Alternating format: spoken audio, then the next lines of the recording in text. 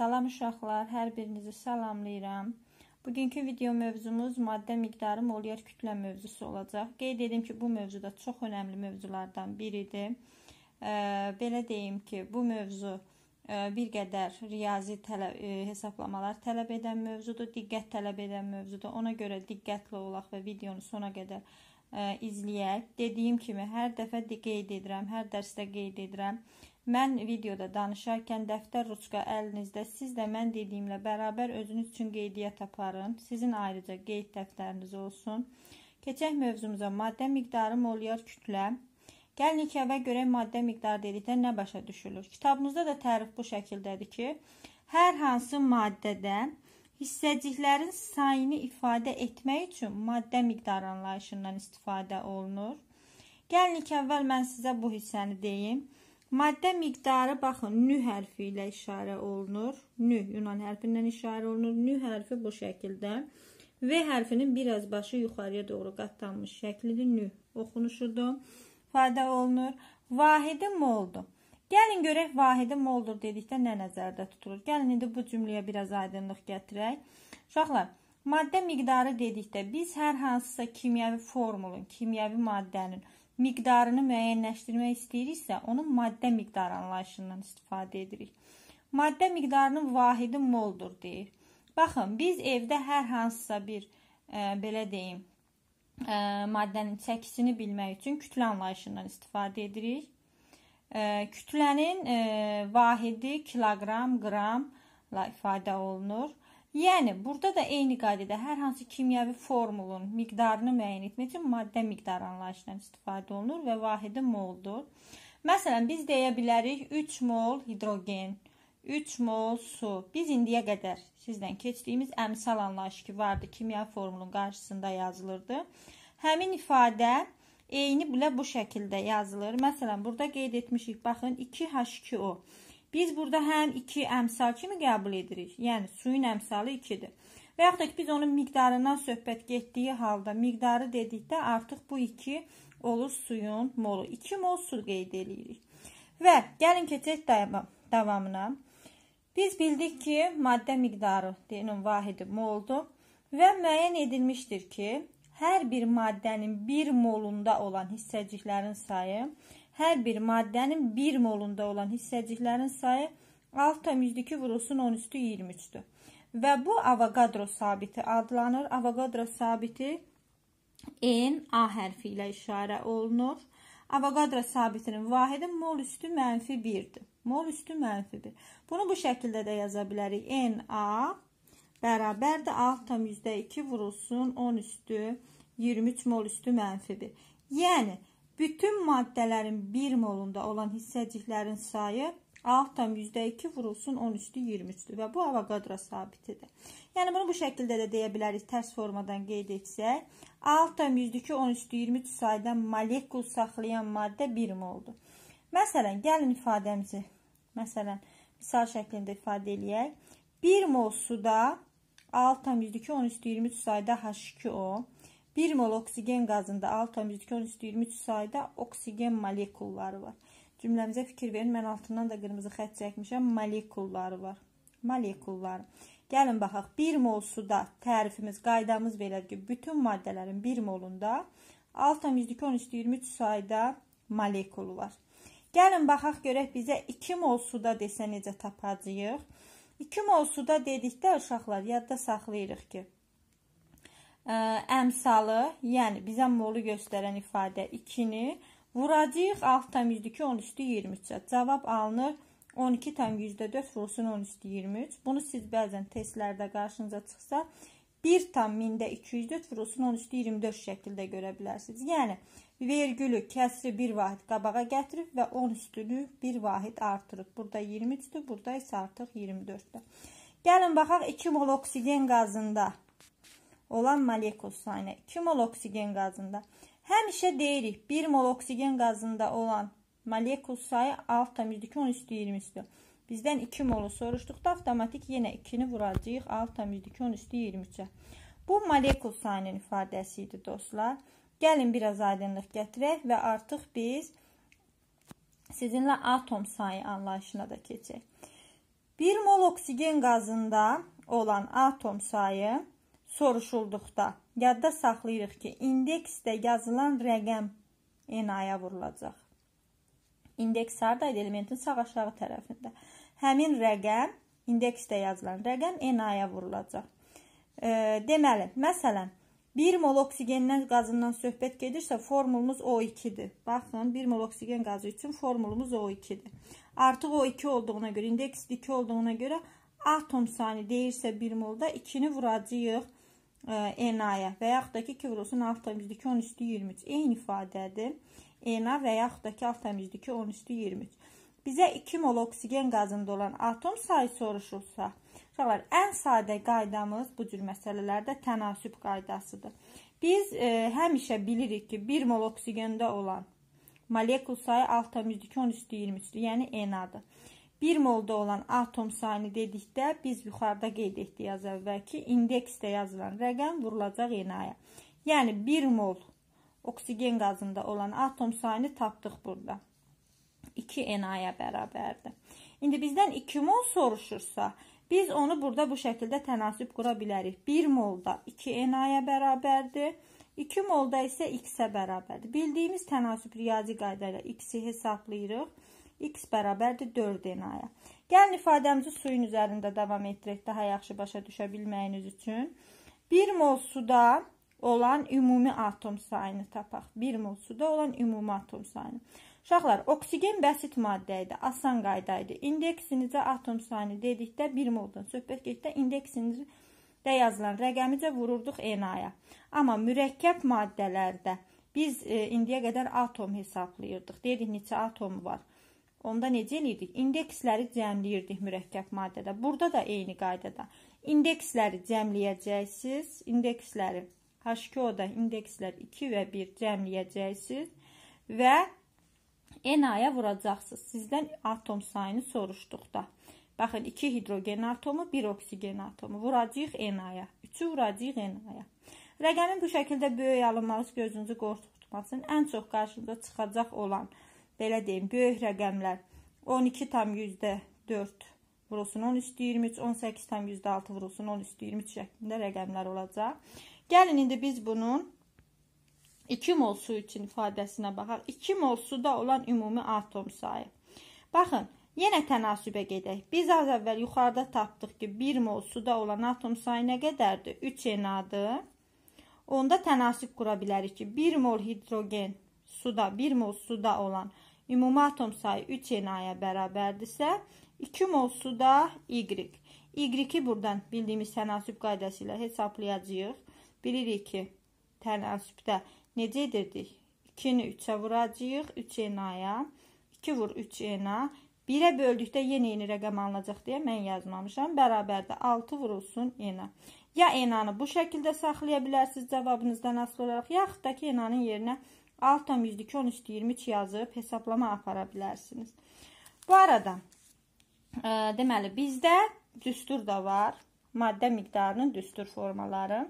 Amma mən deyim ki, düstur formasındansa tənasüb daha rahat yoldur. Sizə hansı rahat gəlsə, həmin yoldan istifadə edə bilərsiniz. Gəlin, istifadə edə bilmək üçün əvvəlcə molun, maddə miqdarının düsturlarına baxaq. Nü bərabərdir kiçik n bölünsün B-yi və nü bərabərdir n bölünsün N-a. Burada nü maddə miqdarıdır, bunu bildik. M bizə məsələ şərtində verilən kütlədir. Böyük M molyar kütlədir. Bunu biraz sonra izah eləyəcəm indi. N molekulların verilmiş sayıdır. N-a isə sabit olan Avogadro sabitidir. Buna aid indi sizlə məsələlər həll eləyəcəyik. Amma gəlin əvvəlcə görək molyar kütlə nə oldu. Molyar kütlə. Yadda saxlayırıq ki, maddənin 1 molunun qramla ifadə olunan kütləsinə molyar kütlə deyilir. Molyar kütlənin vahidi qram bölünsün moldur. Və biz burada onu da qeyd edək ki, molyar kütlədə vahid qram bölünsün moldur. Bunu dedik. Xüsusi olaraq onu qeyd edək ki, molyar kütlə qramla ifadə olunduqda ədədi qiymətcə nisbi molekul kütləsinə bərabərdir. Yəni, biz indiyə qədər öyrəndiyimiz, məsələn, dəmirin nisbi molekul kütləsi 56 idi, suyun nisbi molekul kütləsi 18 idi. Molyar kütlələri də eyni ilə həmin qiymətə bərabər olacaq. Sadəcə bunların fərqi ondadır ki, nisbi molekul kütləsi vahidsiz kəmiyyətidir. Molyar kütlənin isə vahidi var. Qram bölünsün mola bərabərdir.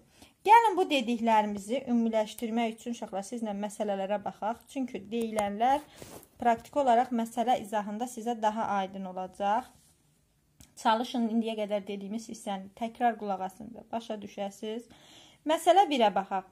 Bizə deyir ki, 22 qram CO2 qazı neçə moldur? 22 qram CO2, yəni karbon qazı neçə moldur?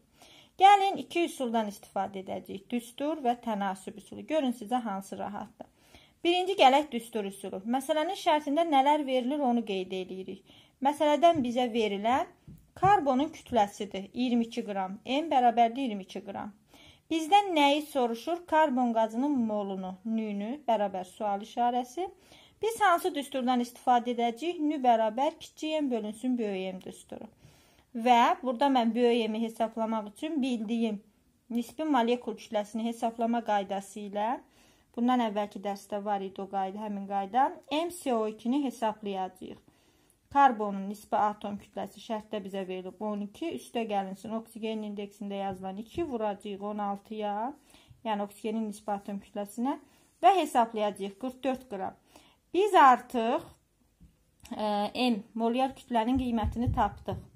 Düsturumuzda yerinə yazırıq. Nü bərabərdir. Kiçik M bölünsün böyük M. Kiçik M-imiz 22-dir. Şərtdə verilib. Böyük M-də tapdıq. 44 bərabər 2-də 1. O da bərabər 0,5 mol. Deməli, 22 qram CO2 qazı 0,5 mol imiş. Bu düstur üsuludur. Biri də var tənasüb üsulu. Tənasüb üsuluna gəlincə. Baxın. Molyar kütləsini hesablayırıq və ya siz nisbi molekul kütləsini hesablayın, fərqi yoxdur. CO2-nin nisbi molekul kütləsini hesablayırsınız. 44 qram bölünsün mol.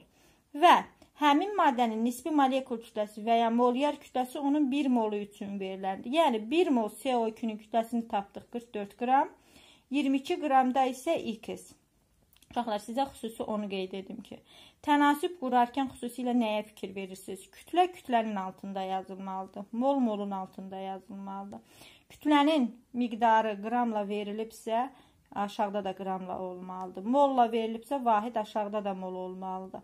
Buna xüsusi fikir verək və hesablayırıq. 1 mol CO2 həmişə 44 qramdır. Bəs 22 qram olduqda neçə mol olacaq?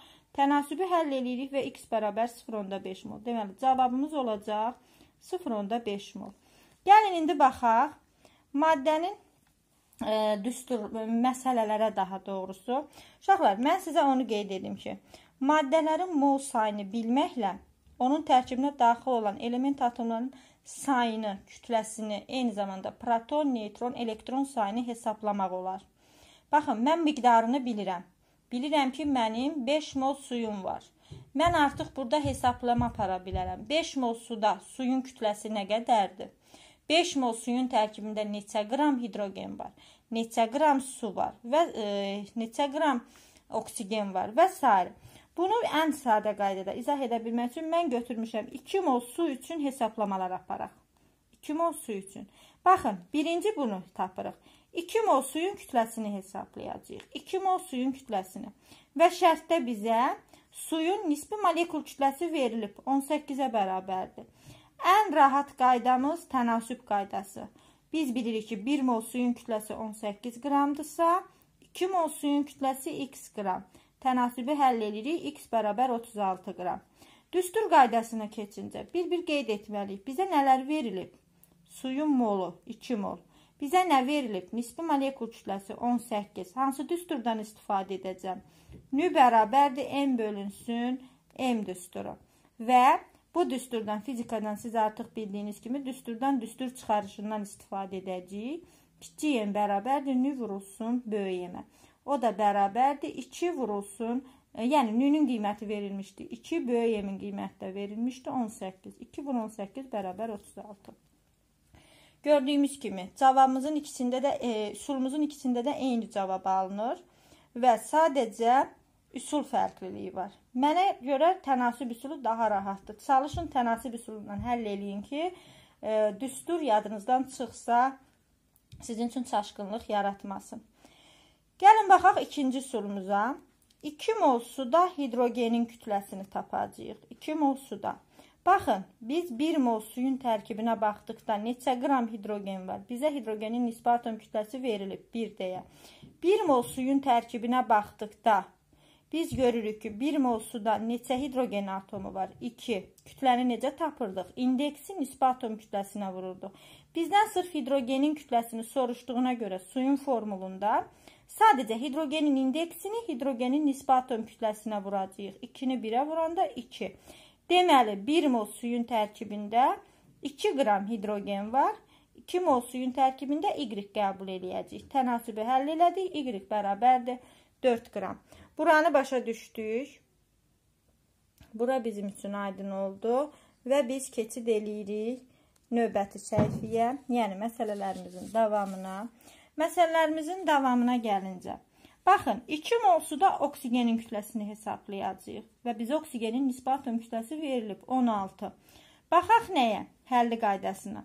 1 mol suyun tərkibində neçə qram oksigen var? Baxırıq oksigenin indeksinə. Heç nə yazılmayıb. Dediyimiz kimi, əgər heç bir rəqəm yazılmayıbsa, biz onu 1 qəbul edirik. Və 1-i vuracağıq nisbi atom kütləsi 16-ya. Deməli, 1 mol suyun tərkibində 16 qram oksigen var. 2 mol suyun tərkibində X qəbul edək və hesablatayaq. X bərabər 32 qram.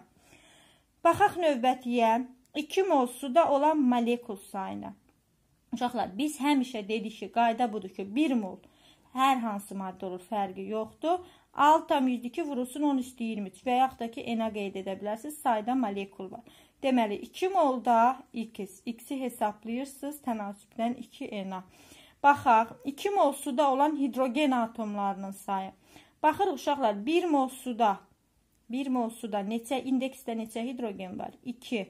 Atom sayı, sırf hidrogenin atom sayını soruşduğuna görə 2 vurulsun 6,2 10 üstü 23 və yaxud da ki, 2 vurulsun N-a qəbul edə bilərsiniz. 2 molu da yenə X qəbul edib tənasüblə həll eləyirsiniz. Biraz tez-tez danışıram, çünki videonu 23 dəqiqədən artıq çəkə bilmirəm. Deyirəm, vaxtımız çatsın. Baxaq, 2 mol suda olan oksigen atomlarının sayı. Əgər hidrogeni başa düşdürsə, oksigeni özünüz də tapa bilərsiniz. 1 mol suyun tərkibində neçə oksigen atomu görürük? Bir dənə. 1 oksigen atomumuz 1-i vuranda 6,2 10 üstü 23-ə və yaxud da Na-ya. Yenə eyni ifadə alınır. Ona görə bu qədər sayda oksigen atomu var. 2 mol suda Y qəbul edək və tənasübümüzü hesablayaq. Sonra var 2 mol suda ümumi atom sayı nə qədərdir?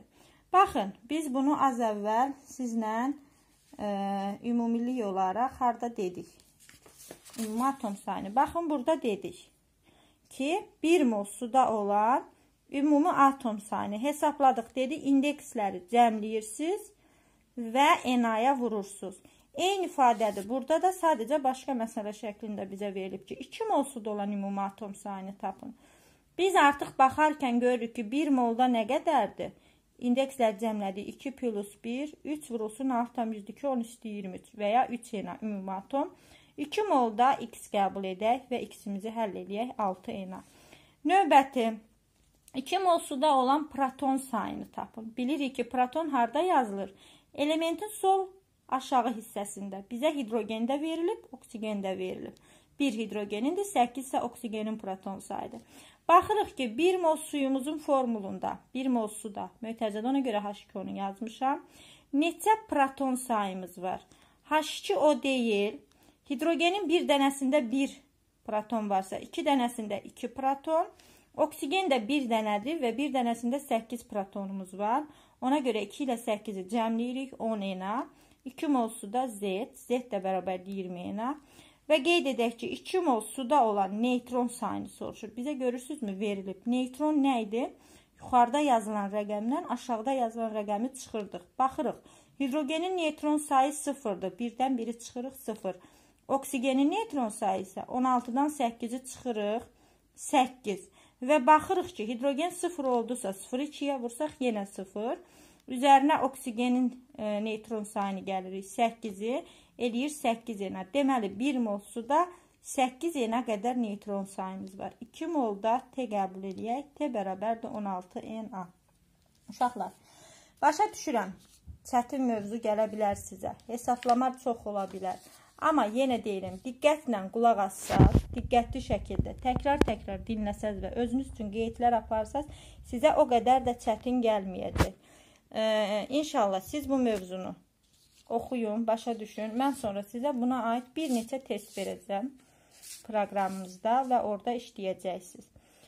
Sağ olun uşaqlar, növbəti dərsdə inşallah görüşərik.